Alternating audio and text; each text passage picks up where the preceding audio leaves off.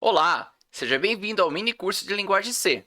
Eu sou Fábio Souza e nessa série de vídeos estou apresentando os conceitos fundamentais para se trabalhar com linguagem C.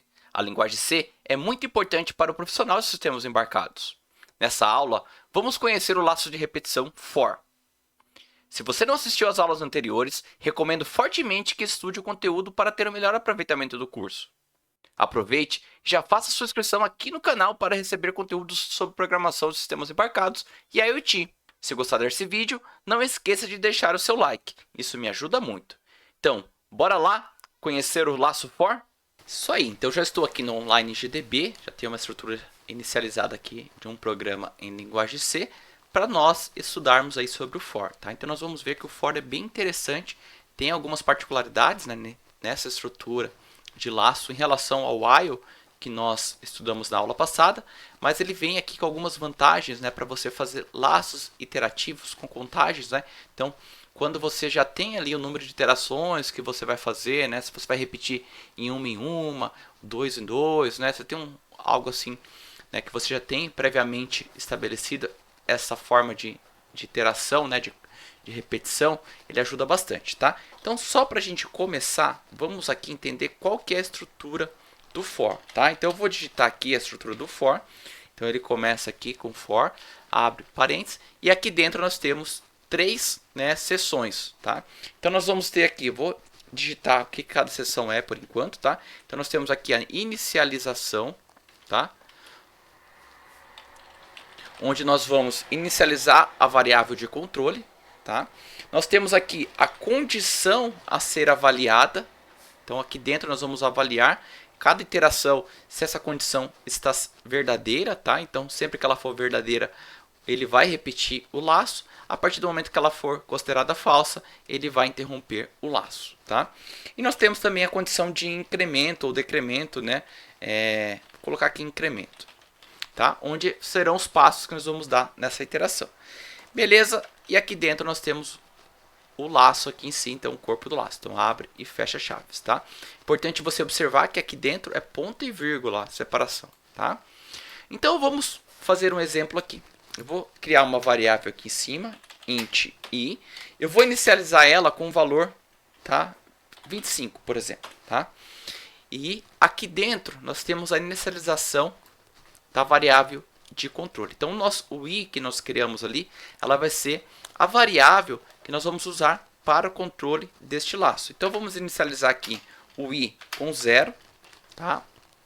E vamos ter uma condição para a repetição desse laço. O que eu quero fazer neste laço? Eu vou imprimir o i, né, o valor de i, de 0 até 10, tá? Então, esta é a condição. Então, eu já sei previamente que eu vou ter que incrementar de 1 em 1, de 0 até 10. Então, a condição, enquanto i for menor ou igual a 10, tá? O que eu vou fazer? Eu vou somar i de 1 em 1. Tá? A gente já vai ver como que ele faz isso passo a passo, tá? Mas é importante a gente entender que nós temos três, né, seções aqui dentro, tá? Então, inicialização, a condição que ele vai avaliar e um incremento. Então, vamos fazer aqui, né, o print. Então, printf do que? Simplesmente de i. Eu vou colocar aqui só um label para a gente ver. Então, i igual a i porcentagem de... Aí, deixa eu dar um barra n só para pular de linha, vírgula. Vamos imprimir o valor de i mesmo, tá? Beleza. Então, vamos só imprimir e a gente já fala como que ele vai se comportar aqui na estrutura, tá? Então, deixa eu dar o run aqui. Na saída nós temos o i igual a 0, 1, 2, assim, linha a linha ele vai incrementando. Então, vamos avaliar aqui o que acontece dentro deste loop, né? Então, nós estamos aqui no fluxo do programa, né? Ele vai chegar aqui no for, o que ele vai fazer inicialmente? Ele vai colocar o i igual a 0, tá? Então, essa primeira ação a ser feita quando entra-se no loop for. Então, automaticamente, ele faz a inicialização. A segunda, né, ação que ele vai fazer é perguntar: a variável de controle, o i, ou seja, a condição que está sendo avaliada aqui é verdadeira? Sim. Né, no caso é, porque 0 é menor ou igual a 10. Então, o que ele vai fazer? Ele vai imprimir aí vai imprimir a saída aqui. No caso, a gente está colocando o valor de i. Então, a primeira vez que imprimiu, 0. Certo? Chegou aqui no final do laço, ele vai voltar. Só que ele não vai voltar avaliando. A primeira ação que ele faz quando ele volta é incrementar, né? Ou seja, o que você quer fazer aqui dentro, né? Então, você vai somar, no caso aqui, 1, ele vai fazer isso. Então, i mais mais. Então, a partir desse momento, i vale 1. Aí ele pergunta, 1 é menor ou igual a 10? Sim. Então, ele vem e faz novamente aqui. Agora, imprime i igual a 1. E aí, chegou aqui de novo, ele volta, incrementa mais uma vez. Então, i passa agora a ser 2. E aí ele pergunta, 2 é menor do que 10? E sim, assim por diante. E vai repetindo isso até chegar em 10. Chegou aqui, 10, imprimiu 10. Aí ele vai voltar aqui e incrementa 11, né? Aí ele pergunta, 11 é menor ou igual a 10? Não. Então, a partir desse momento, ele interrompe o laço e continua o fluxo do programa, tá? Então, é isso que a gente fez aqui. Ah, beleza, eu não quero incrementar de 1 em 1, quero incrementar de 2. Então, eu posso colocar i mais igual a 2 e vou incrementar de 2 em 2. Vamos ver como é que fica. 0, 2, 4, 6, 8 e 10. Só imprimir os números pares, né? Então, assim por diante. Ah, não, quero de 3 em 3. E aí, conforme a sua necessidade da sua aplicação. Mas o legal é que você, né, percebe aqui que essa iteração é controlada. Então, você consegue, né, fazer, né, os passos que você quer e também a quantidade que você quer, tá?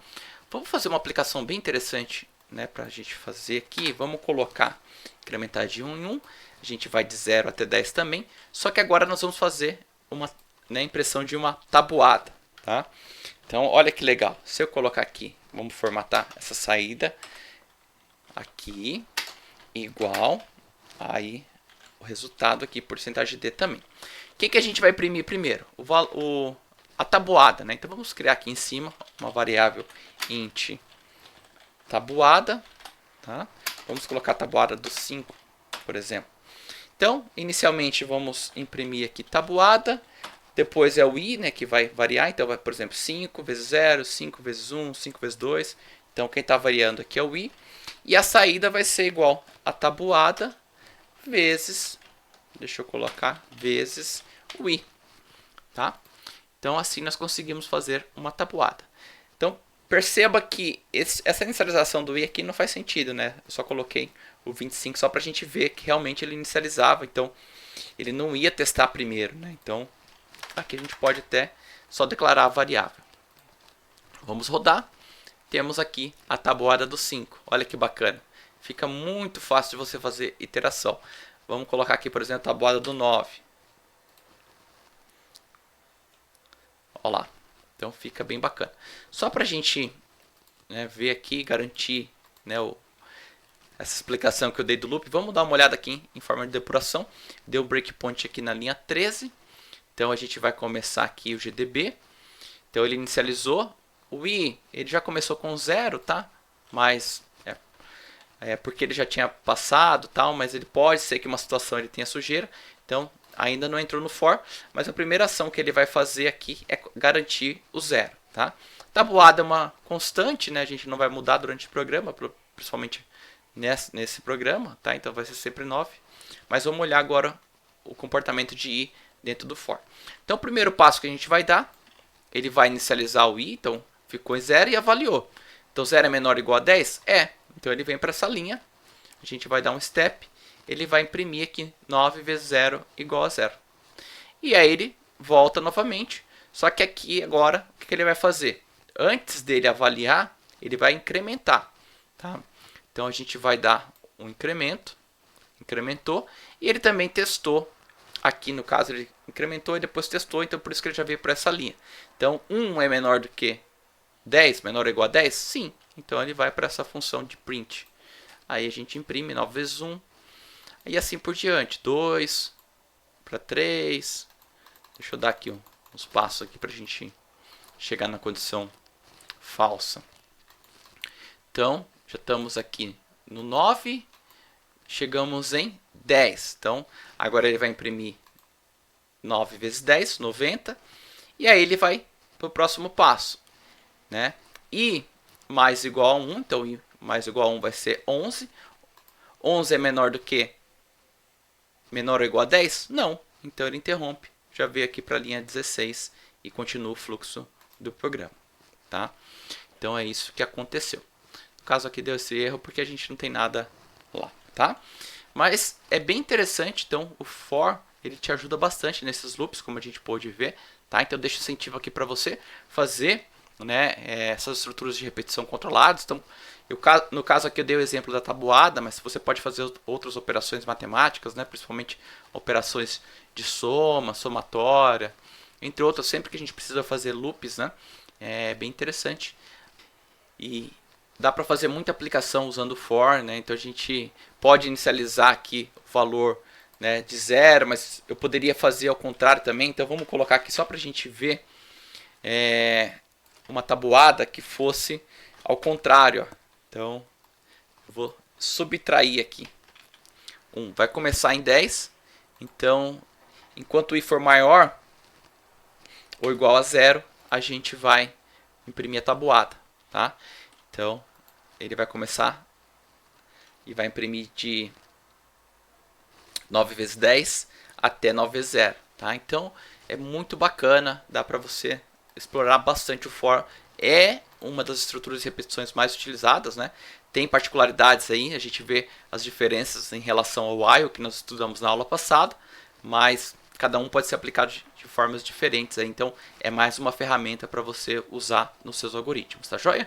Então, repita aí esse programa, faça alguns exemplos, tá? Se você tiver qualquer dúvida, só deixar o seu comentário aqui no vídeo, a gente vai conversando, tá joia? Então é isso, até a próxima aula.